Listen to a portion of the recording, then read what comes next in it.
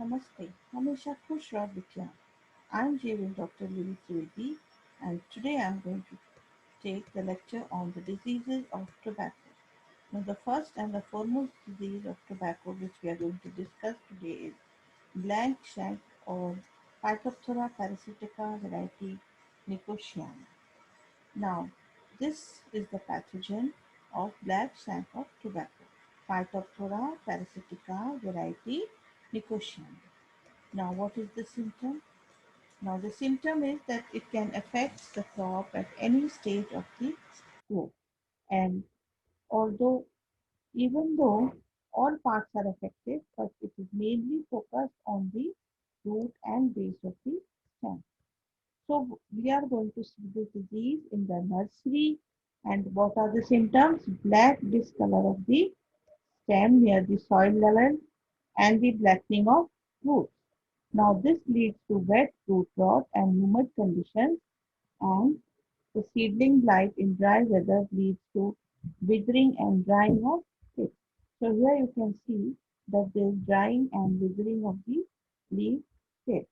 Now, the pathogen spreads to the leaves and causes blighting and drying at the bottom of the leaf. So, you can see here the leaves are drying and they are looking burnt. Now, in transplanted crops, what happens? Black minute spots are seen on the stem, which spreads upward, and often it covers the whole of the stem, which is called girdling. The upward movement leads to development of necrotic patches on the stem. So here you are seeing the necrotic patches. Now, the infected tissue starts to shrivel and thereby leaves a depression or a and the advanced stage, the stem shrivels up and the plant is becoming wilting. Now, when we split open the stem, the pith region is to be found right up in plates like and there is black discoloration. On the leaves, concentric zonate spot patches are found and which further lead to blackening and rotting of the leaves. Now, the pathogen here is hyaline and non-septate mycelium is present. The sporangia are again thin-walled, ovate or pyriform with papillae and they develop sporangia in sympodial fashion. The sporangia germinate to release blue spores which are kidney-shaped, biciliate and 11 to 13 into 8 to 9 nanometer. There is also chlamydospore present. Oospores are also present and the favorable condition for this disease is frequent rainfall and high soil moisture. The high population of root knot nematodes in the soil is also a favorable condition for this disease. Now, the lives as a saprophyte on organic waste and infected crop residues in the soil. So this is a soil-borne disease mainly, and the dormant mycelium, oospores, chlamydospores, etc. They are present in the soil for more than 2 years. The primary infection is by means of oospores and chlamydospores in soil, and the secondary spread is by wind-borne sporangia. The pathogen in the soil spreads through irrigation water, transport of soil, farm implements, and animals. Now, for practices, our management practices, we can use paddy husk or groundnut shell and cover it 15 to 20 centimeters thick and then burn the soil. Adequate drainage should be there in the nursery level and 1% Bordeaux mixture of 0.2% copper oxychloride can be drenched in the nursery bed 2 days before sowing. Spraying the bed 2 weeks after sowing with 0.2% metalaxyl or 0.2% Captafol or 1% Bordeaux mixture or 0.2% copper oxychloride can be done and repeated after 10. Now, the second disease which we are going to study is damping off or become tiny dermis. Now, in damping of disease, the pathogen attacks the seedling at any stage on the nursery. Now, it can be either before the seedling sprout as pre-emergent damping off or afterwards as post-emergent damping off. So what happens here? In pre-emergence, the seedlings do not become infected and wither away before they emerge from the soil. Whereas in post-emergent damping off, the water-soaked lesions appear on the stem near the soil surface. And soon what happens that the girdling of the stem and spreading up and down in the stem takes place, which leads to rotting of the stem and toppling off of the seedling. Now here you can see how severe the infection is. In nursery, the young seedlings are killed in patches and the infection spreads. So if there is favorable condition, 3 to 4 days, the whole nursery is killed, seedlings are killed, and only mycelium can be seen on the surface of the soil. So here you see the mycelium. Now what is the pathogen? It is a fungus which produces thick, hyaline, thin-walled, non-septic mycelium. There are irregularly lobed sporangia which germinate to produce two spores. Now, what is the shape of the two spores? Kidney-shaped and biaxial.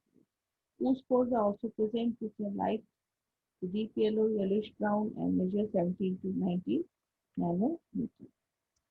Now, again, since it is a nursery disease, what are the favorable conditions? Overcrowding of seedling, ill-drained nursery beds, heavy shade in the nursery, and high atmospheric humidity.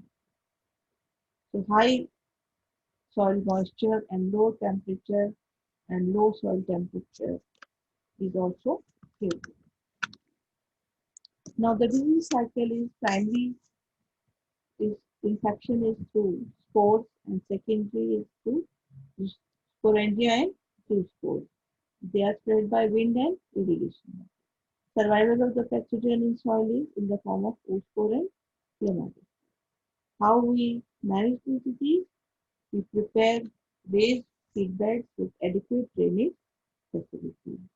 We burn the seed beds with paddy husk before sowing and soil drenching with 1% bodic mixture or 0.2% copper oxychloride.